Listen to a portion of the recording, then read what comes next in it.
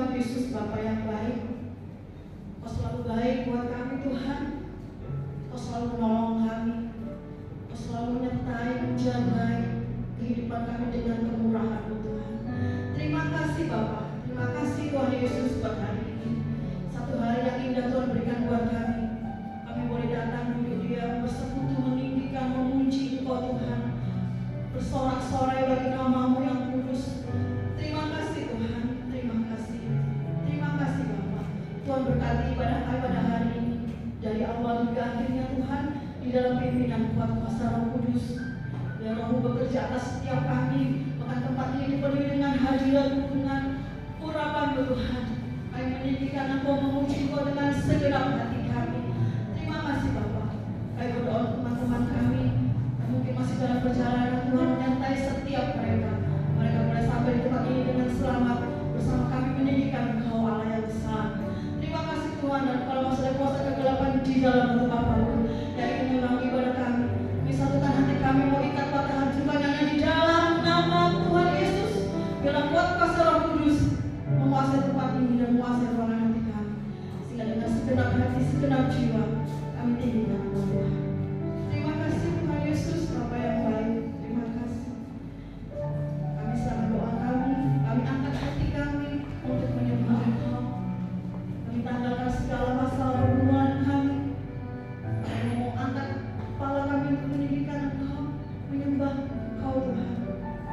Terima kasih Tuhan. Terima kasih Bapa. Hanya di dalam nama Tuhan Yesus kami angkat hati kami kepada-Mu. Kami siapkan hati kami. Kurang mensyukur dan kudus.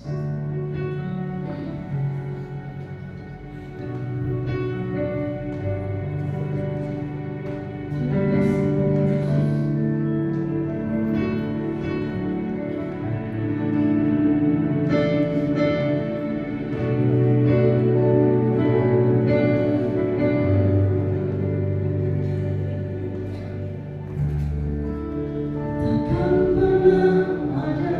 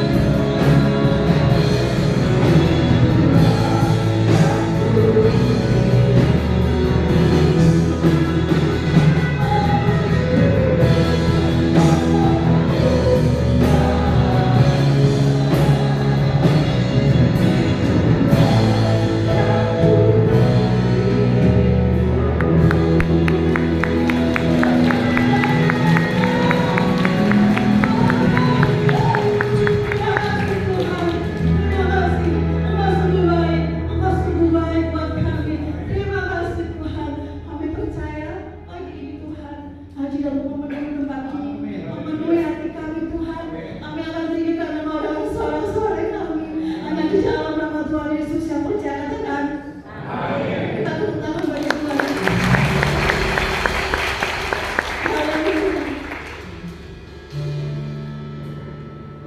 Kau terbesar, tak mulia.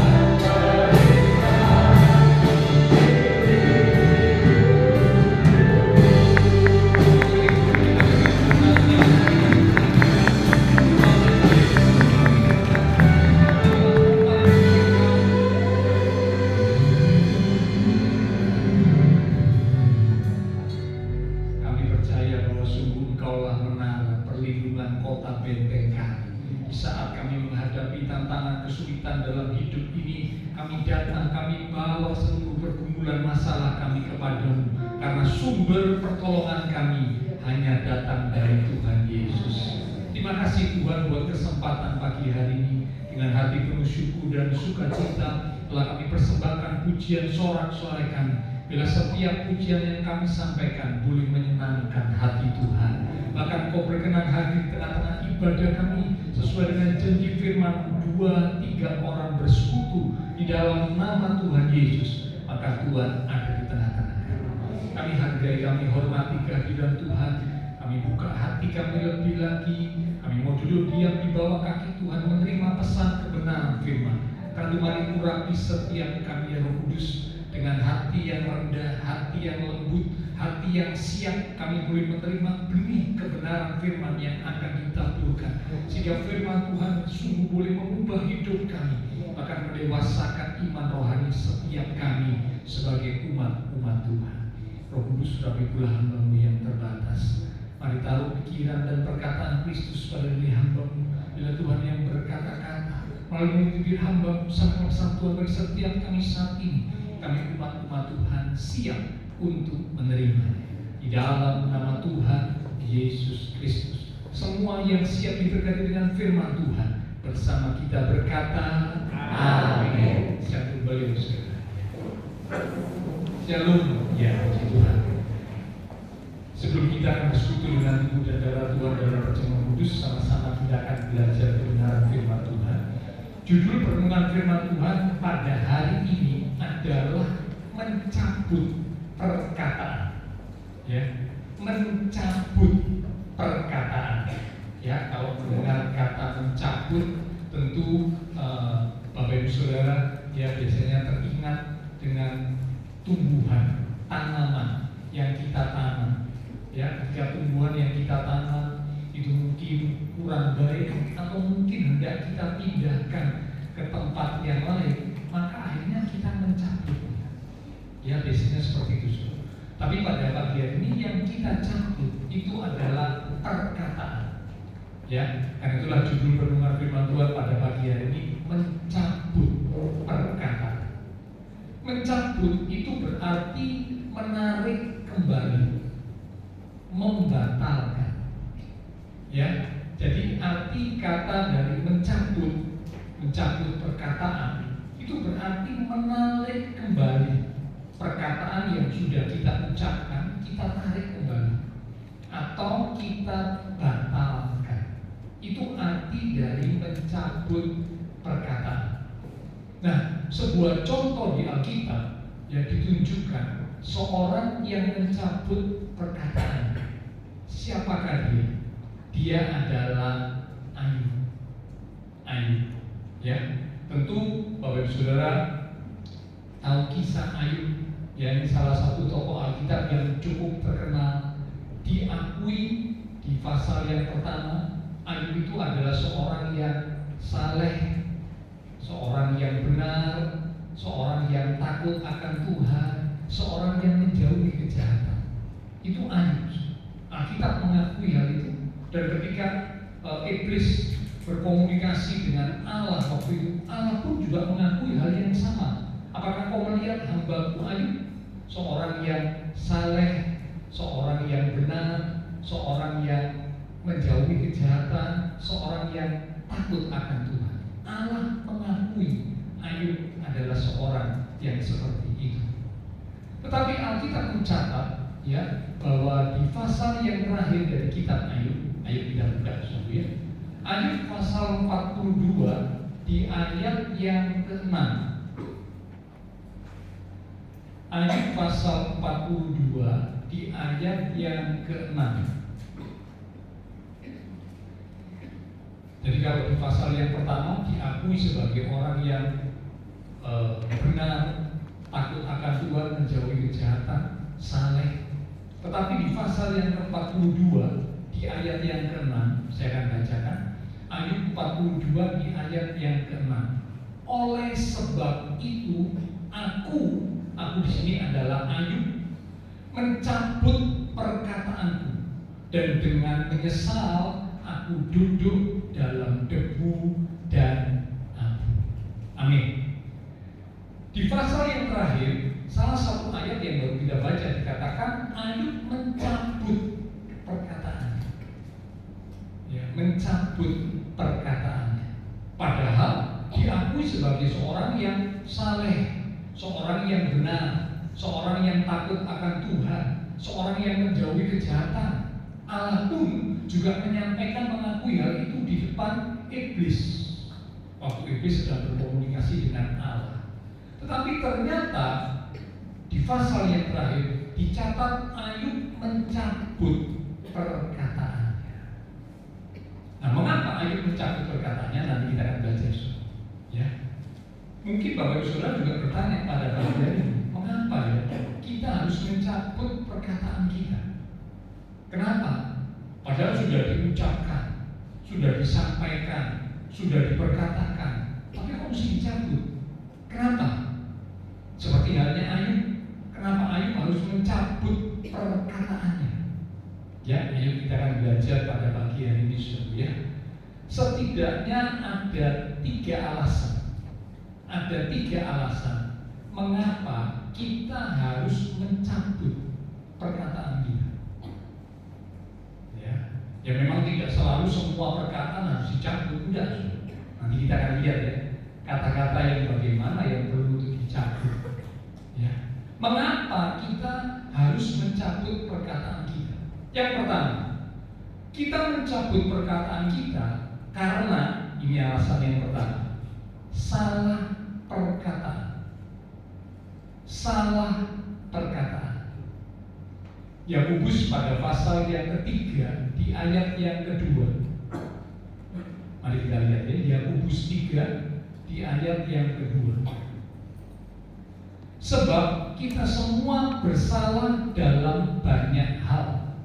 Barang siapa tidak bersalah dalam perkataannya, ia adalah orang sempurna yang dapat juga mengendalikan seluruh tubuhnya. Ayat 8, lompat ayat 8, Yakobus 3 ayat 8. Tetapi tidak seorang pun yang berkuasa menjinakkan lidah. Ia adalah sesuatu yang buas, yang tak terkuasai dan penuh racun yang mematikan. Nah, Bapak Saudara, kalau mau jujur, siapa orang yang tidak pernah salah dalam perkataan? Tidak ada. Dan memang kitab Yakobus mencatat hal ini. Kalau sampai ada orang yang tidak salah dalam perkataannya, perkataannya selalu benar, maka Alkitab berkata dia adalah orang yang sempurna. Tapi masalahnya, tidak ada orang yang sempurna. Ketika hidup di dunia ini belum sempurna. Memang kita menuju kepada kesempurnaan, tapi masih belum sempurna. Bahkan banyak orang berkata saya masih jauh Pak dari sempurna. Betul, memang kita masih belum sempurna. Nah karena Yakobus 3 berkata tidak ada orang yang tidak pernah salah dalam perkataannya. Kalau mau dihitung bukan cuma tidak pernah salah, mungkin sering salah dalam perkataannya. Ya, semakin banyak kita menggunakan perkataan, semakin banyak kesalahan. Amsal pasal 10 di ayat yang ke-19, Amsal 10 ayat 19 dikatakan di dalam banyak bicara pasti ada pelanggar, tetapi siapa yang menahan bibirnya berakal budi. Semakin banyak bicara, semakin banyak berkata-kata, semakin banyak ngomong, semakin dikatakan banyak salah. Bahkan pengkhotbah, ya, satu ayat lagi ya, pengkhotbah 6 ayat 11 bagian A. Ini ayat yang senada, tapi ayatnya lebih tajam. Ya. Pengkhotbah 6 ayat 11 bagian A. Dikatakan karena makin banyak kata-kata, makin banyak kesia-siaan. Jadi semakin banyak ngomong, semakin banyak salah. Semakin banyak berkata-kata, semakin banyak pula kesia-siaan yang tanpa kita sadari mungkin sudah terucap dari perkataan kita. Ya, Jadi karena itu tidak ada seorang pun yang tidak pernah bersalah dalam perkataannya, siapapun dia. Karena dikatakan kalau tidak pernah salah dalam perkataan, dia adalah orang yang sempurna. Orang yang tidak pernah salah dalam perkataannya, dia orang sempurna. Dia akan bisa juga mengendalikan seluruh tubuhnya. Mengendalikan tubuhnya itu maksudnya menguasai diri sepenuhnya. Wah, luar biasa ya. Jadi kalau orang tidak pernah salah dalam perkataan, dia orang yang sempurna. Dia akan bisa mengendalikan dirinya, hidupnya. Dia akan bisa menguasai dirinya sepenuhnya. Ya. Lidah dikatakan adalah sesuatu yang buas. Ya, kalau bicara tentang buas itu kita bisa teringat dengan binatang.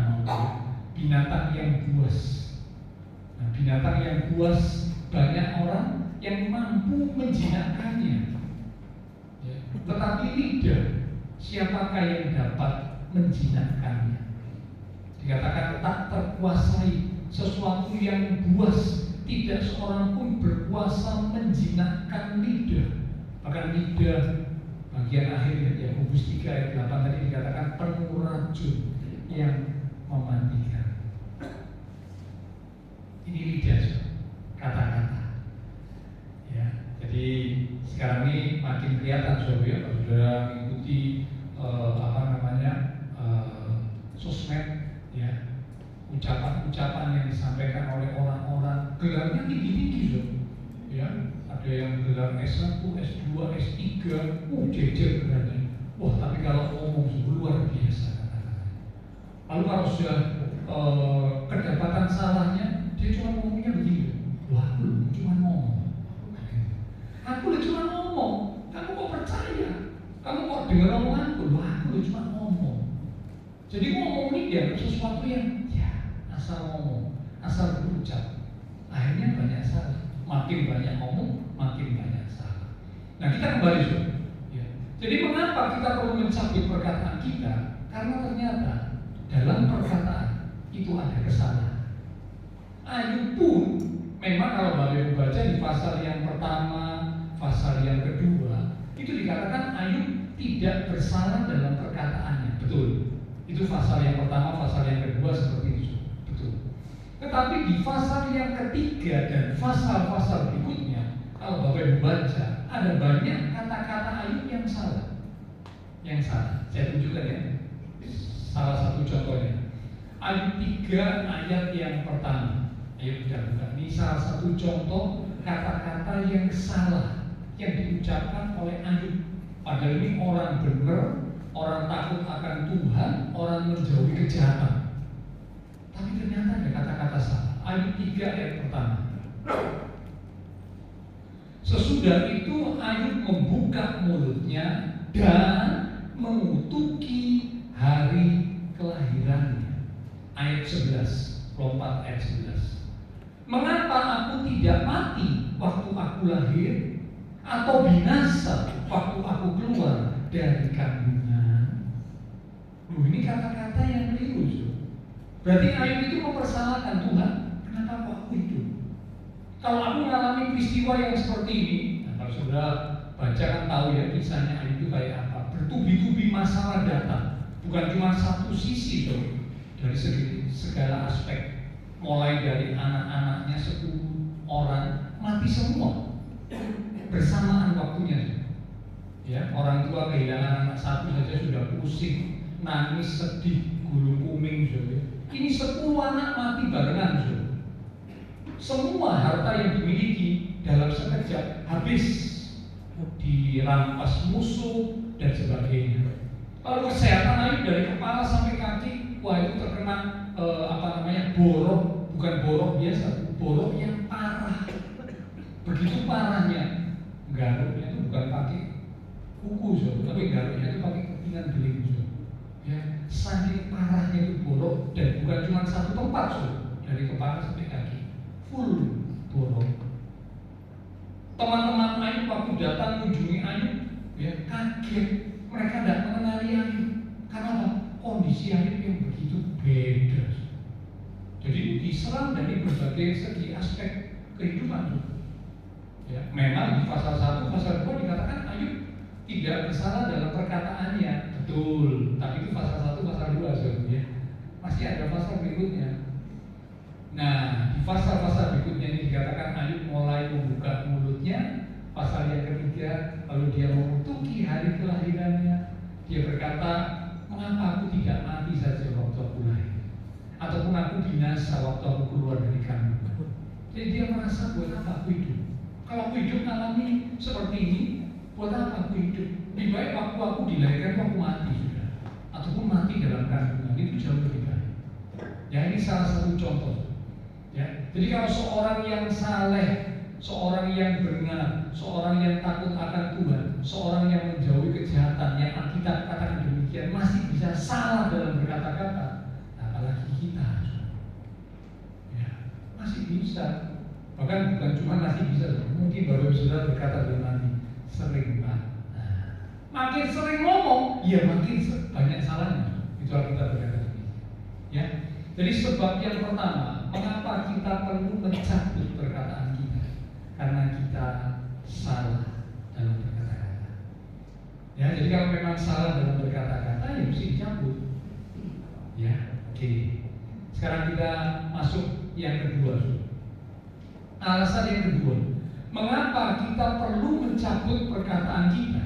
Yang kedua, karena mencabut perkataan itu adalah sebuah tanda atau sebuah bukti penyesalan, pertobatan.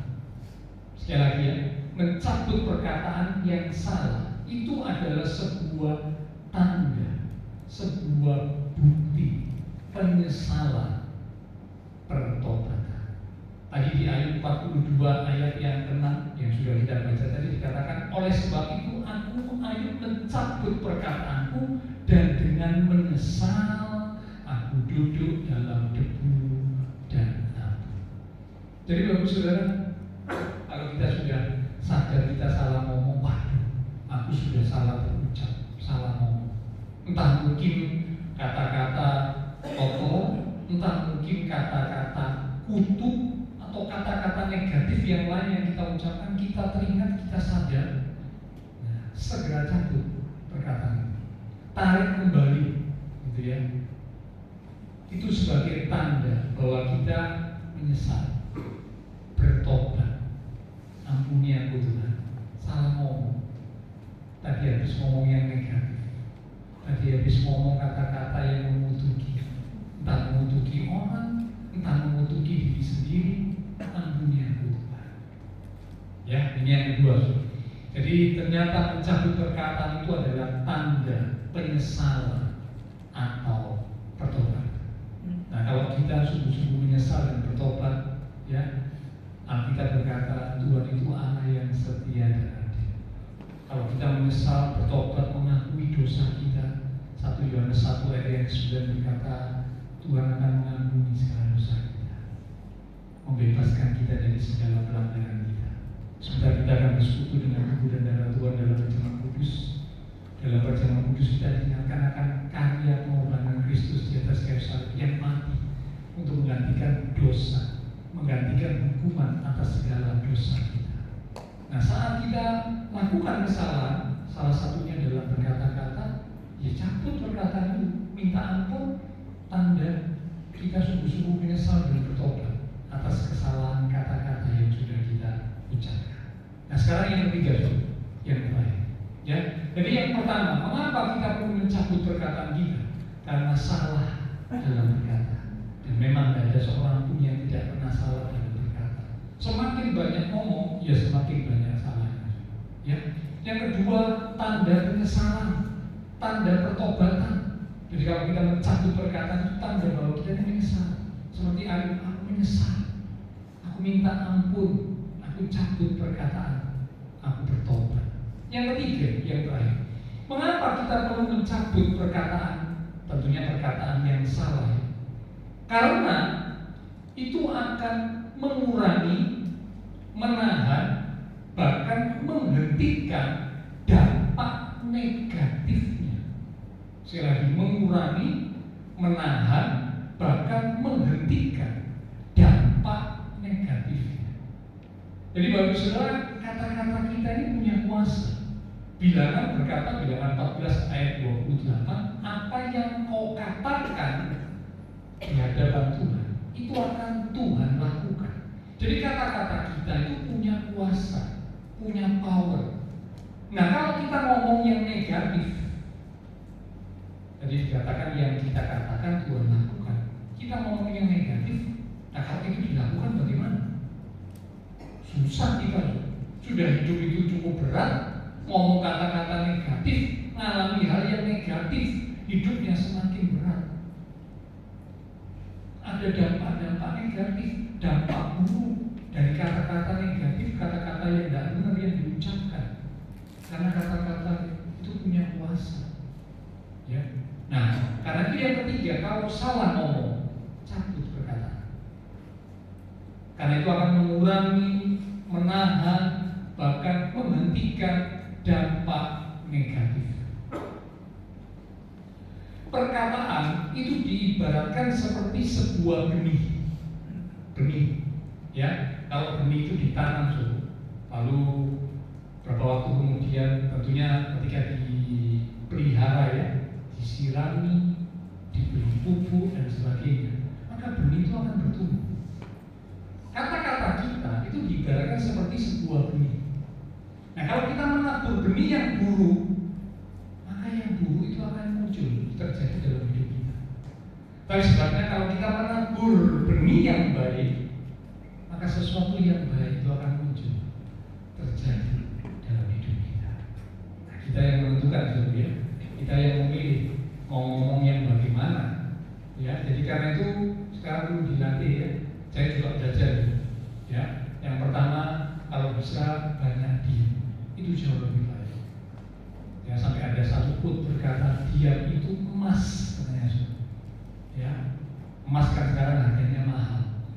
Ya, apalagi kalau para istri punya mas-mas, gitu, ya. Masing-masingnya suami-suaminya, gitu, ya. Ada mas siapa, oh itu tak ternilai, mahal banget, ya. Nah, diam itu emas. Berarti diam itu sesuatu yang berharga. Ya, jadi kalau tidak perlu ngomong, ya jangan ngomong. Ya, daripada ngomong harus salah ngomong, itu malah lebih repot. Kalau seandainya kata memang perlu untuk ngomong, kita pertimbangkan. Yang akan saya ucapkan, yang saya akan katakan, apakah ini sesuatu yang benar? Kalau sesuatu yang belum tentu benar, ya jangan diomongkan, jangan diucapkan. Ya. Lalu pertimbangan yang kedua, apakah yang saya akan ucapkan ini sesuatu yang memang perlu untuk diucapkan? Mungkin memang benar, tapi kalau tidak perlu diucapkan, ya jangan diucapkan, jangan. Ya. Karena apa? Tidak membawa kebaikan, tidak menjadi sesuatu yang mendatangkan kebaikan, tapi malah berdampak buruk dan sebagainya. Ya jangan diucapkan. Nah, ini jadi saringannya, ya, filternya, ya, timbangannya. Menimbang, kalau bisa nggak ngomong, banyak diem, ya. Paling kalau ketemu cuma senyum, nah itu mungkin lebih baik, ya. Kalau andai kata sampai perlu ngomong, nah perlu ditimbang. Yang pertama yang akan diomong ini benar apa enggak. Kalau nggak benar, kita jadi pembawa kabar bohong, pembawa kabar dusta. Ya. Yang kedua, kalau memang yang beritanya ini benar, yang kedua yang perlu kita timbang, perlu nggak diomongkan. Meskipun ini sesuatu yang benar, kalau nggak perlu diomongkan, ya nggak usah diomongkan, ya diam saja.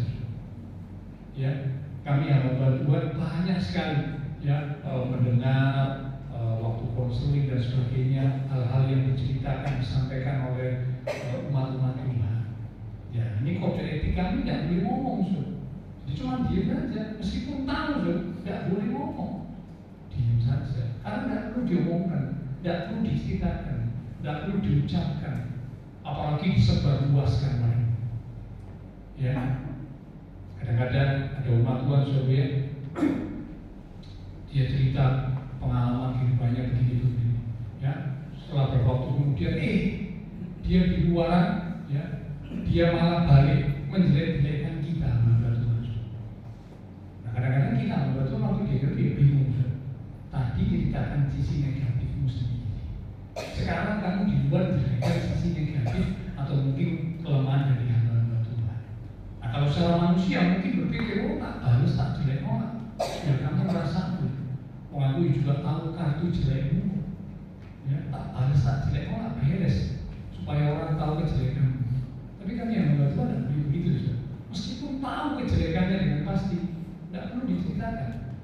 Dia mau jelekkan luar bagaimana ya terserah, itu urusan dia dengan Tuhan. Tapi yang pasti kita umat Tuhan yang mau belajar hidup benar tidak boleh lakukan hal itu. Karena setiap kata sia-sia yang diucapkan oleh orang harus dipertanggungjawabkan di hadapan Tuhan. Tidak bisa lari loh, tidak bisa mangkir, tidak bisa. Satu saat kalau kita dipanggil pulang kepada Tuhan, kata-kata yang pernah kita ucapkan bahkan di tempat yang tersembunyi sekalipun, itu semua terbuka di mata Tuhan. Tidak bisa lari. Dan Tuhan akan minta pertanggungjawaban setiap kata-kata yang kita ucapkan. Oke, kita kembali dulu. Ya, jadi perkataan itu seperti sebuah benih. Perkataan itu juga seperti sebuah doa. Ya, jadi karena itu saya sering dengar ada orang bilang, tak dongakno kue diberkati, tak dongakno kue dadi anak sing sukses. Ini biasanya orang tua ya. Nah, ini kata-kata yang bagus loh. Dongakno, kata-kata itu seperti sebuah doa. Orang tua kalau yang normal pasti mengucapkan kata-kata yang positif buat anak-anaknya. Didoakan, didongakno, sukses, berhasil, diberkati, masa depannya indah. Itu pasti begitu sudah. Tapi kalau orang tua yang tidak normal ataupun orang tua yang kadang-kadang lepas kontrol, ini bahaya. Kata-katanya bisa keluar kata-kata yang buruk. Ya, mungkin karena marah, anaknya mungkin melakukan sesuatu yang menyakiti hatinya, lalu orang tua mengutuki. Orang tua kan keluar kata-kata yang buruk, seperti cerita dongeng itu apa, maling kundang itu ya, kata-kata buruk, sehingga akhirnya anaknya kena kutuk. Nah, ini kan ada orang tua yang seperti itu. Nah, jadi saya titip pesan ya, kalau lagi emosi, diam aja. Karena orang kalau lagi emosi, orang lagi marah itu biasanya kata-katanya tidak terkontrol. Betul ya? Ada orang kalau lagi marah lalu ngomongnya bisa terkontrol, jadi tidak bisa. Orang biasanya kalau sudah lagi marah itu emosinya sampai dihubung-hubung, waduh, sudah kata-katanya mulai dari A sampai Z, kebun binatang, apa yang kotor, yang jorok, yang tidak benar keluar semua sudah. Karena lagi emosi, marahnya memuncak. Nah itu saya titip pesan, kalau kondisi seperti itu lebih baik diam ya. Kalau diajak ngomong, maaf saya masih belum bisa ngomong ya. Ini karena kita lagi menahan diri, kita lagi berjuang untuk mengendalikan diri, kita lagi berjuang untuk menguasai diri, mengontrol emosi kita dan sebagainya. Jadi karena itu jangan ngomong dulu. Nanti kalau sudah tenang, sudah cool down, nah baru mulai ngomong. Ya, ngomongnya bisa hati-hati, tidak sembarangan, tidak gegabah. Ya, jadi perkataan itu seperti sebuah benih, perkataan itu juga seperti sebuah doa. Amsal pasal 13 di ayat yang kedua. Amsal pasal 13 di ayat yang kedua, bagian A, dikatakan dari buah mulutnya seseorang akan makan yang baik. Dari buah mulutnya seseorang akan makan yang baik. Jadi ini bicara kalau kita mengucapkan kata-kata yang baik, positif, maka itu akan menghasilkan, membuat kita ini memakan yang baik, mendapat yang baik, maksudnya begitu ya. Tapi sebaliknya kalau yang buruk, ya makan buah yang buruk, yang negatif, yang jelek. Ini senada dengan Amsal 18 ayat 21. Amsal 18 ayat 21 dikatakan hidup dan mati dikuasai lidah. Siapa suka mengemakannya, mengemakan maksudnya menggunakannya, akan memakan buahnya. Ya, jadi seperti sebuah benih, satu saat akan tumbuh. Demikian juga lidah perkataan kita. Siapa yang suka menggunakan lidah perkataannya, dia akan memakan buahnya. Menggunakan untuk yang baik, mendapat buah yang baik. Menggunakan untuk yang tidak baik, yang buruk, yang jelek, akan mendapat yang buruk, yang jelek dalam hidupnya. Ya. Nah, kita kembali saudara. Di kisah Ayub pasal 42 tadi, ayo kita lihat kembali ya, Ayub pasal 42. Apa yang terjadi setelah Ayub mencabut perkataannya? Ayub 42 di ayat yang 6 tadi saya ulang ya, sampai dengan ayat yang ke-10. Ayub 42 ayat yang ke-6. Oleh sebab itu aku Ayub mencabut perkataanku, dan dengan menyesal aku duduk dalam debu dan abu. Ayat 7 perikop berikutnya, keadaan Ayub dipulihkan. Itu judul perikopnya. Setelah Tuhan mengucapkan firman itu kepada Ayub, maka firman Tuhan kepada Elifas orang teman, murkaku menyala terhadap engkau dan terhadap kedua sahabatmu, karena kamu tidak berkata benar tentang aku seperti hambaku Ayub.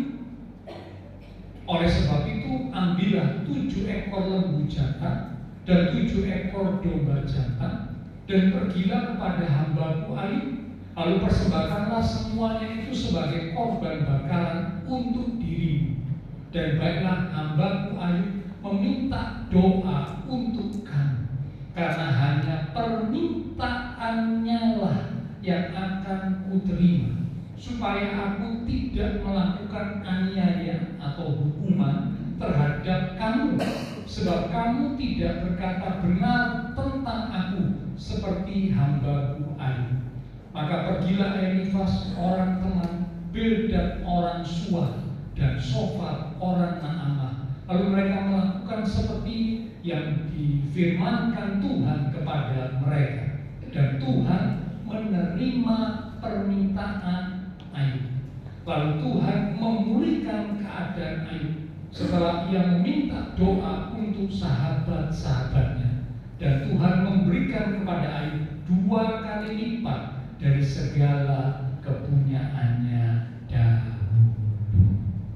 Nah, Bapak Saudara,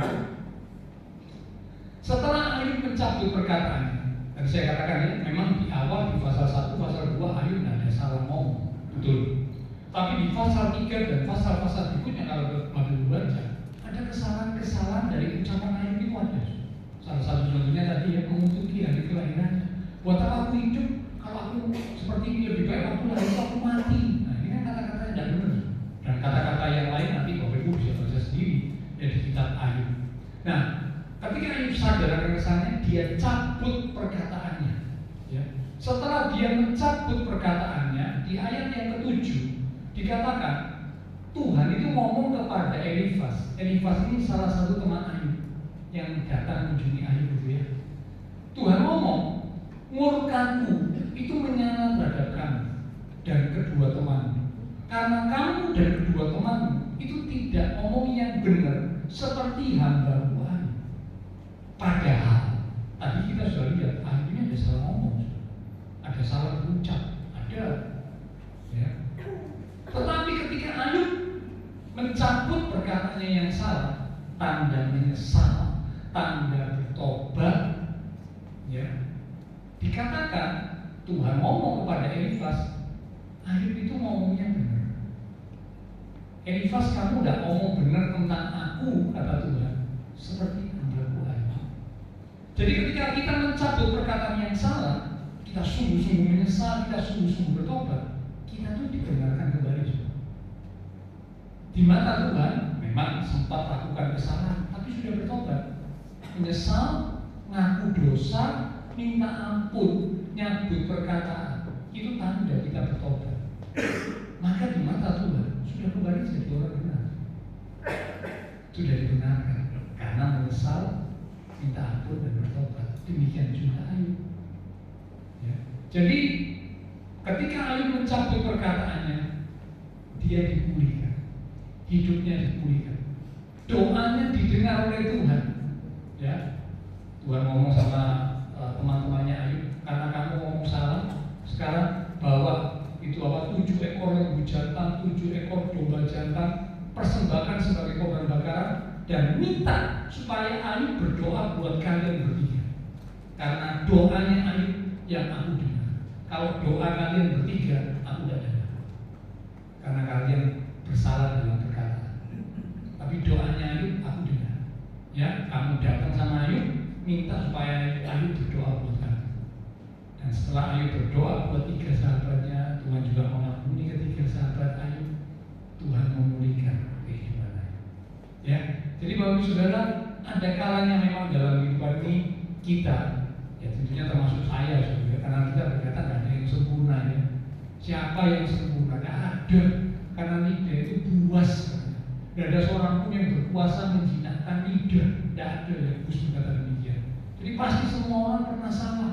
Bahkan mungkin sering salah. Semakin sering ngomong, semakin banyak ngomong, semakin sering salah, semakin banyak salah. Amsal berkata orang bodoh pun akan disangka bijak kalau ia berdiam diri. Jadi orang yang mungkin tidak terlalu pintar, ya, tapi kalau banyak diam akan disangka bijak. Karena semakin banyak ngomong, semakin banyak salahnya. Maaf, semakin ketok gobloknya. Ya. Semakin kelihatan salahnya, semakin kelihatan tidak pinternya, semakin kelihatan negatifnya dan sebagainya. Ya, dulu ayah mertua saya pernah ngomong gini. Kalau kamu ketemu orang yang banyak ngomong itu enak, kamu banyak diem aja. Karena kalau kamu banyak diem, orang itu yang banyak ngomong, kamu bisa baca orang itu. Orang itu tidak bisa baca kamu. Saya bilang misalnya, ayah mertua saya ngomong sama saya, kalau kamu ketemu orang yang banyak ngomong itu enak, kamu banyak diem. Semakin dia banyak ngomong, kamu banyak diem. Kamu bisa baca orang itu, tapi orang itu tidak bisa baca kamu. Loh iya kan? Karena semakin banyak orang kelihatan tuh, kelihatan karakternya, kelihatan sifatnya, kelihatan mungkin ceritanya sendiri-sendiri, makin kelihatan orang ini ternyata seperti ini, seperti ini, seperti ini, seperti ini. Semakin bisa dibaca. Semakin banyak ngomong semakin bisa dibaca. Tapi semakin diem, orang sulit untuk membaca itu. Karena kita diem, tidak banyak ngomong, paling cuma dengar, oh gitu ya, oh iya ya, ya paling cuma dengar, ya jadi pendengar yang baik. Yakobus juga berkata lambat untuk berkata-kata, ya, lambat juga untuk marah, tapi cepat untuk benar. Itu jauh lebih baik, jauh lebih bijak. Ya, biarlah kebenaran firman Tuhan pada pagi hari ini sama-sama yuk kita belajar. Saya ngajak Bapak Ibu Saudara bersama saya ya, karena memang kita berkata tidak ada yang sempurna. Tidak ada orang yang pernah, tidak ada orang yang tidak bersalah dalam perkataan. Tidak ada. Semua orang pernah salah, bahkan mungkin sering salah dalam perkataan. Yang penting sekarang kalau kita sadar kita salah dalam kata-kata, cabut perkataan yang salah yang pernah kita ucapkan. Mengapa kita perlu mencabut? Yang pertama tadi dikatakan karena sudah salah berkata, salah ngomong. Yang kedua, mengapa perlu dicabut? Tandanya sama. Kita minta ampun, kita bertobat. Dan yang ketiga yang terakhir, mengapa perlu dicabut? Untuk mengurangi, menahan, bahkan menghentikan dampak negatif yang akan terjadi akibat kata-kata negatif yang kita ucapkan. Karena kata-kata itu seperti sebuah benih. Dicabut supaya dampaknya berhenti. Tuhan memulihkan hidup kita. Ayat yang terakhir, Mazmur 141 ayat yang terakhir. Setelah ini pelayan mimbar, pelayan berjamaah kudus, silakan maju ke depan dan siap untuk bersekutu dengan tubuh dan darah Tuhan. Mazmur 141 di ayat yang ketiga. Awasilah mulutku, ya Tuhan, berjagalah pada pintu bibirku. Amin. Ini menjadi kerinduan ya dari pemazmur berkata, awasilah mulutku, berjagalah pada pintu bibirku, ya Tuhan. Supaya apa? Kalau ngomongnya ini ngomong yang baik, ngomong yang positif, ngomong yang membangun, supaya yang mendengar beroleh kasih karunia. Kita akan datang pada Tuhan. Silakan berdiri. Salah satu pujian kita katakan,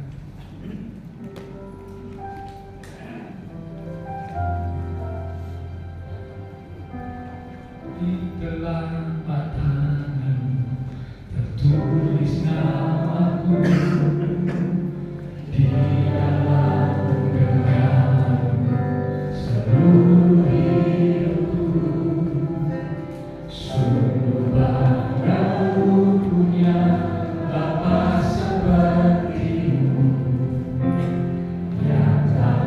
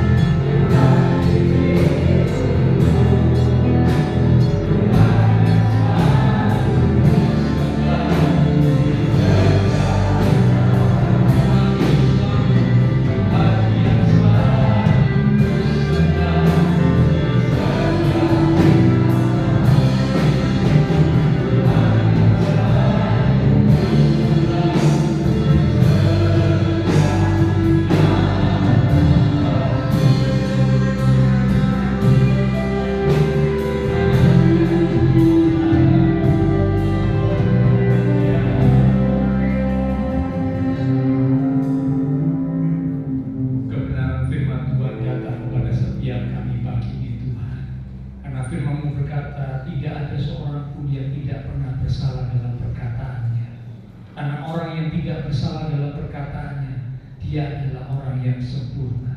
Kami sadar kami masih belum sempurna, bahkan kami masih jauh dari sempurna. Tapi kami sedang belajar untuk hidup di dalam kebenaran Tuhan, belajar untuk semakin menuju kepada kesempurnaan. Karena itu firman mengingatkan kami supaya kami mencabut perkataan kami yang salah. Itu sebagai tanda bahwa kami menyesal, kami bertobat, kami minta ampun sungguh-sungguh kepada Tuhan. Dan ketika kami mencabut perkataan kami yang salah, maka itu berarti menahan dampak-dampak negatif, bahkan mengurangi, membatalkan dampak-dampak negatif yang akan datang dalam hidup kami. Hamba terbatas untuk berkata dan menjelaskan. Roh Kudus akan terus mengingatkan firman yang sudah kami terima bersama pada pagi hari ini, sehingga kami semakin hari semakin kami belajar untuk berkata-kata yang baik, berkata-kata yang positif, berkata-kata yang membangun, supaya mereka yang mendengarnya, termasuk diri kami sendiri yang mendengarnya, beroleh kasih karunia. Terima kasih Tuhan. Sementara kami akan bersekutu dengan tubuh dan darah Tuhan dalam perjamuan kudus. Sebelum kami masuk dalam persekutuan dengan tubuh dan darah Tuhan, kami introspeksi diri kami. Jika ada dosa, kesalahan yang sudah kami lakukan, baik lewat tindakan perbuatan kami, baik lewat perkataan kami, baik lewat pemikiran kami yang tidak sesuai dengan kehendak Tuhan, pagi hari ini kami datang di hadapan Tuhan, merendahkan diri di hadapan-Mu. Kami mohon pengampunan-Mu Tuhan. Ampuni segala dosa kesalahan kami yang sudah kami lakukan, yang sudah kami katakan, yang sudah kami pikirkan, yang mendukakan hati Tuhan, yang tidak sesuai dengan kehendak Tuhan. Ampuni kami Tuhan. Ampuni kesalahan kami, ampuni dosa kami Tuhan. Dan kami percaya ketika kami dengan penuh kesungguhan memohon pengampunan-Mu, maka Engkau adalah Allah yang setia dan adil. Engkau berjanji akan mengampuni kami dari segala dosa kami, sehingga kami dikuduskan, disucikan, dilayakkan untuk sebentar kami boleh bersekutu dengan tubuh dan darah Tuhan yang kudus. Berkati roti dan anggur yang akan kami terima, urapi setiap hamba-hamba-Mu yang akan melayani. Sungguh kami merindukan kami persekutuan dengan tubuh dan darah Tuhan pagi ini. Iman setiap kami semakin diteguhkan, semakin dikuatkan, sehingga kasih dan kuasa Tuhan semakin bekerja nyata di dalam kehidupan setiap kami. Terima kasih Tuhan. Dengan hati yang siap kami akan menerima tubuh dan darah Tuhan yang kudus. Dalam nama Tuhan Yesus Kristus kami sudah berdoa. Amin. Sebentar tubuh dan darah Tuhan akan dibagikan oleh para pelayan perjamuan kudus. Lewat satu pujian kita katakan, hanya Engkaulah Tuhan di hidupku. Engkaulah yang memberikan hidup yang baru. Aku nyatakan bahwa Engkaulah segalanya dalam hidupku. Hanya Kau Tuhan di hidupku.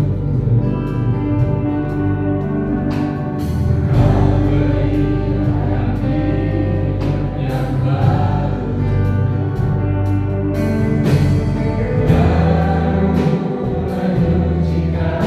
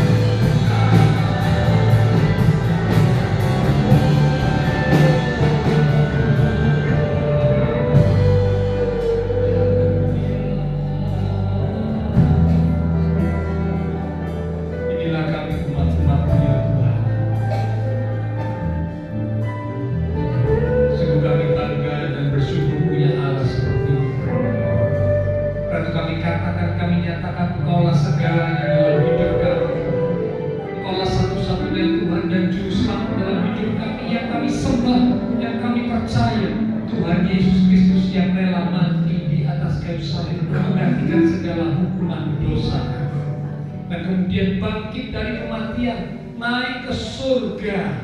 Hukuman dosa kami sudah ditanggung, kutuk kami sudah ditanggung, kami dibebaskan, kami dimerdekakan, kami diangkat jadi anak-anak Tuhan, dan kami berhak menerima setiap janji-janji-Mu yang sungguh luar biasa.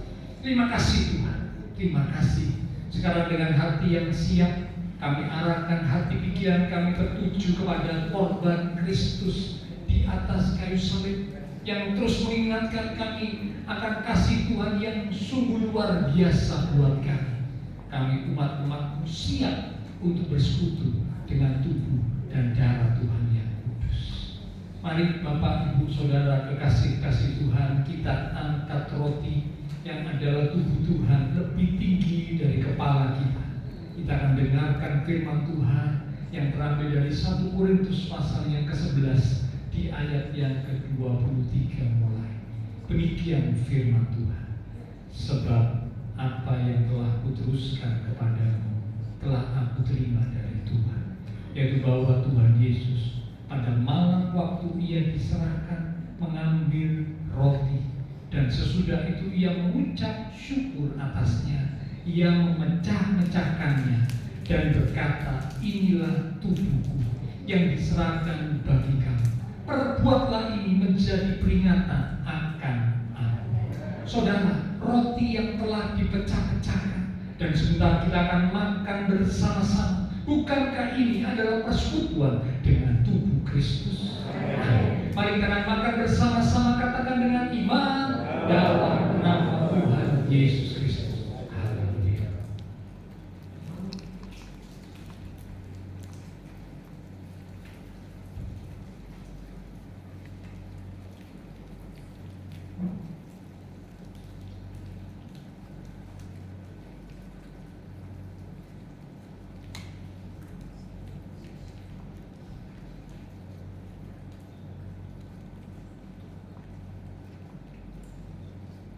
Terima kasih Tuhan.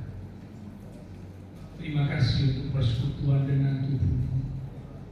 Sungguh kami bersyukur, berterima kasih untuk segala karya-Mu yang ajaib bagi kami. Terima kasih Tuhan. Mari sekarang kita angkat cawan lebih tinggi dari kepala kita. Kembali kita akan dengar firman Tuhan. Demikian juga Ia mengambil cawan sesudah makan, lalu berkata, cawan ini adalah perjanjian baru yang dimeteraikan oleh darah-Ku, darah perjanjian yang ditumpahkan untuk pengampunan dosa. Perbuatlah ini setiap kali kamu meminumnya menjadi peringatan akan Aku. Saudara, cawan yang telah kita mintakan berkat atasnya, dan sebentar kita akan minum bersama-sama. Bukankah ini adalah persekutuan dengan darah Kristus? Amin. Mari kita akan minum bersama-sama, katakan dengan iman dalam nama Tuhan Yesus Kristus. Haleluya.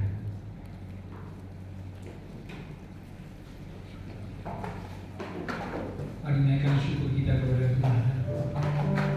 Katakan terima kasih Tuhan. Haleluya. Kami bersyukur. Kami bersyukur Tuhan.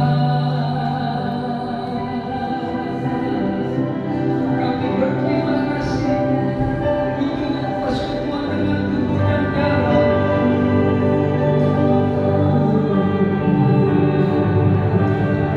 Kami percaya kuasa-Mu sudah mengalir. Kami percaya kuasa-Mu sudah bekerja dalam hidup kami. Haleluya.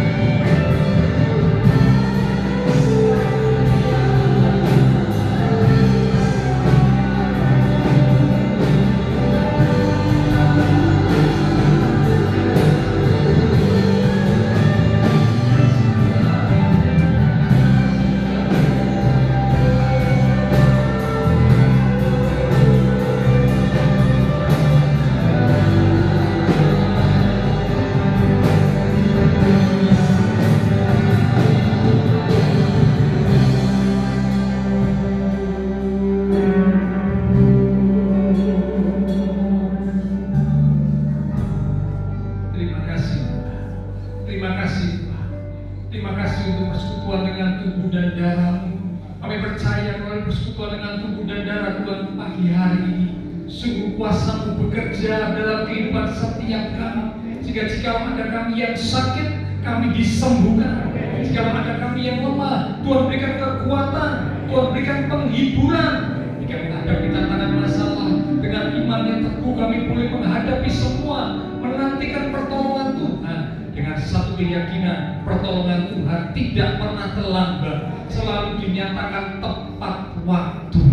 Terima kasih Tuhan, terima kasih Tuhan. Kami percaya semua kami diberkati Tuhan, diberkati iman rohani kami, diberkati keluarga rumah tangga kami, diberkati usaha pekerjaan kami, diberkati studi sekolah kami, diberkati kesehatan kami, bahkan diberkati masa depan kami. Terima kasih Tuhan.